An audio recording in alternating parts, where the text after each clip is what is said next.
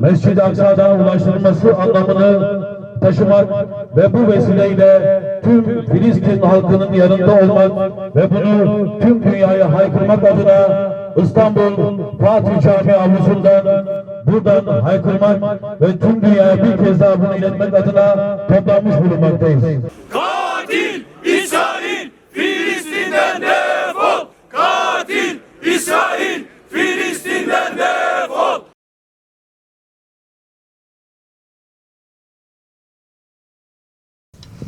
Kudüs'ün ne anlama geldiğini anlatmaya gerek yok.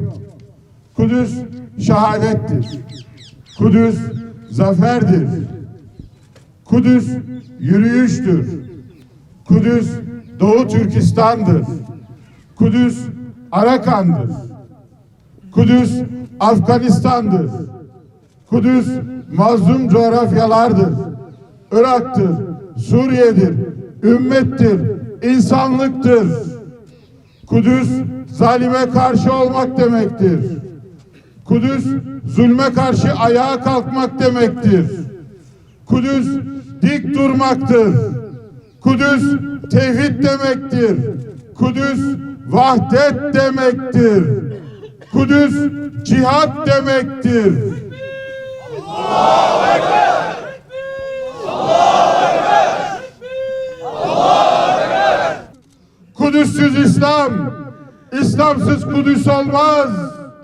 Yüreklerimiz tek, bileğimiz tek, yolumuz tek, Rabbimiz tek, Kudüs'ümüz tek ve zaferimiz de yakındır inşallah.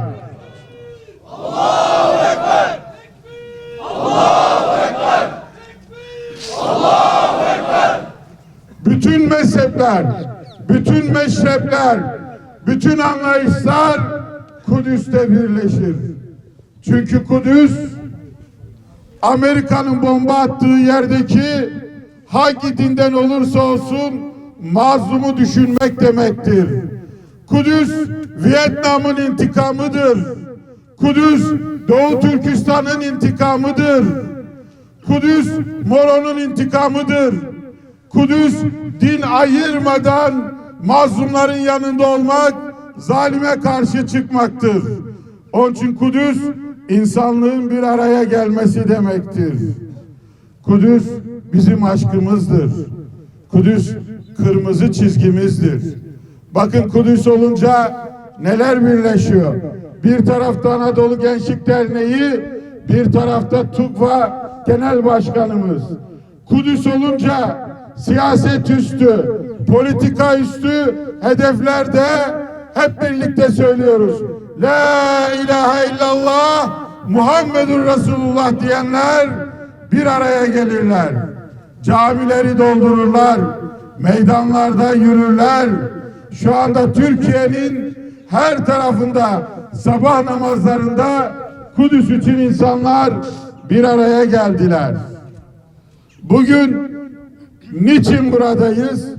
Niçin dünyanın birçok ülkesinde sabah namazları kılınıyor ve dua ediliyor? Ey İsrail! Duamız sadece dilimizle ve kalbimizle değil, sabah namazlarımız bir hazırlıktır. Mücadele hazırlığıdır. Biz biliyoruz ki sabah namazı ve namazlar bir disiplindir, bir direniştir, bir diriliştir.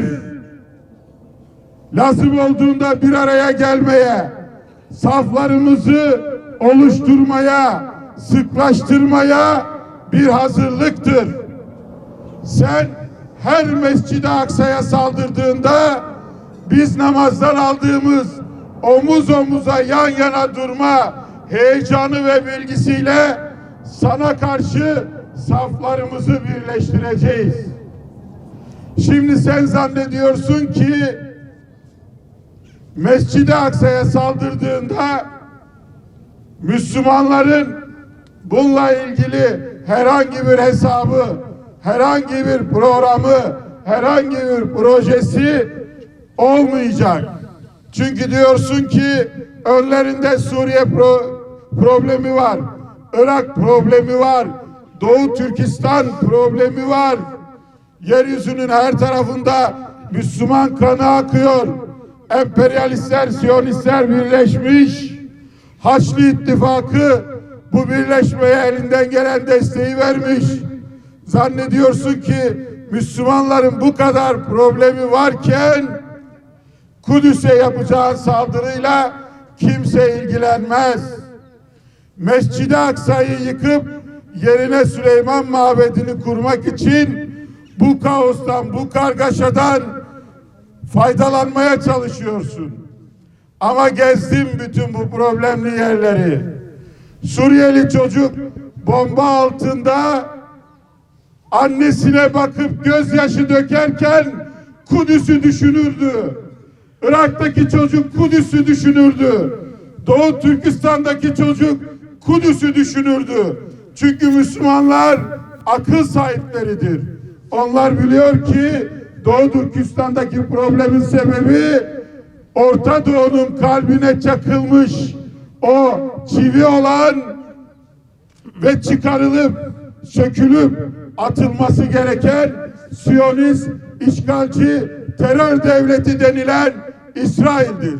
Doğu Türkistan'ın kurtuluşu için Kudüs'ün özgürleşmesi, Afganistan'ın kurtuluşu için Kudüs'ün özgürleşmesi, Müslümanlar arasındaki etnik savaşların bitmesi için, Türk, Kürt, Arap kardeşliği için Kudüs'ün özgürleşmesi, Moro'nun, Patani'nin, Irak'ın, Suriye'nin kurtulması için Kudüs'ün özgürleşmesi gerekiyor. Çünkü ey Müslümanlar, ey insanlar, fitnenin kaynağına yönelin. Kirin, pisliğin kaynağına yönelin. Kudüs'ü Siyonizm'den kurtarın. Kudüs temizlik demektir. Siyonizm işgal demektir. Fitne demektir. Katil demektir. Tecavüz demektir. Her türlü pis kavramların odağıdır Siyonizm. İşte bunun için bizler bu bilinci oluşturacağız. Sadece namaza gelmeyeceğiz. Sadece kalbimizden buğz etmeyeceğiz. Dilimizden de onların yanlışlıklarına aykırmayacağız yalnızca. Mesele Kudüs olunca el ile de müdahale edeceğiz. Elimizle de cihad edeceğiz. Dilimizle de cihad edeceğiz. Kalbimizle de cihad edeceğiz. Çünkü insanlığın bu pislikten kurtulması gerekiyor. Bu fitneden kurtulması gerekiyor. Her zaman söylenen bir ifade var. Türkiye, Türkiye'den büyüktür diye. İşte bu birliğimizi, beraberliğimizi daha güçlü kılarak, daha safları sıklaştırarak her daim Kudüs'ün, Müslümanların bütün mazlum coğrafyaların arkasında olduğunu Türkiye olarak dile getiriyoruz ve bundan sonra da inşallah bu birliğimiz, beraberliğimiz daha güçlü, daha sesli bir şekilde yankı bulur. Tabii ki bu birleşmeler, bu sabah namazları bir duadır, bir niyazdır. Ama daha güçlü seslerin çıkması için elimizden gelen somut adımları da atmak zorundayız. Bizler Kudüs özgür olunca İslam'ın, Müslümanların özgür olacağına inanan bir topluluğuz. Bizler Kudüs olmadan, Kudüs ayağa kalkmadan, Kudüs özgür olmadan bana rahat yok, bana huzur yok diyen Selahaddin Eyyubi'nin ecdadımızın izinden gitme sevdasıyla tutuşan gençleriz. Rabbim Kudüs'ü özgür olarak görmeyi bizlere nasip eylesin. Müminin derdiyle dertlenmeyen bizden değildir. Hadisi şerifinin ruhuyla huzuruna geldik. Kudüs için, Mescid-i Aksa için huzuruna geldik.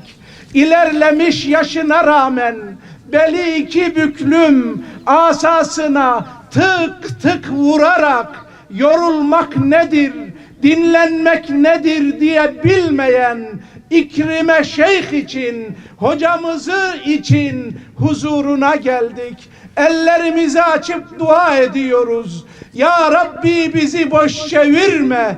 Ya Rabbi bizi boş çevirme. Ya Rabbi bizi boş çevirme. Allah'ım, yıllardır ümmetin kanayan yarası haline getirilen Siyonistlerin, zalimlerin, emperyalistlerin, ümmeti Muhammed'in ciğerine sapladıkları bir hançer gibi duran Kudüs davası için, Mescid-i Aksa davası için huzuruna geldik. Soğuk havada duayla, senin zikrinle, senin isminle ısınmak için Fatih Camii'nin avlusundan ümmet şuuruyla Kudüs'e, Mescid-i Aksa'ya, Şeyh İkrime'ye selam göndermek için geldik. Ya Rabbi, boyunlarımızı bükük bırakma, ellerimizi boş geri çevirme Allah'ım.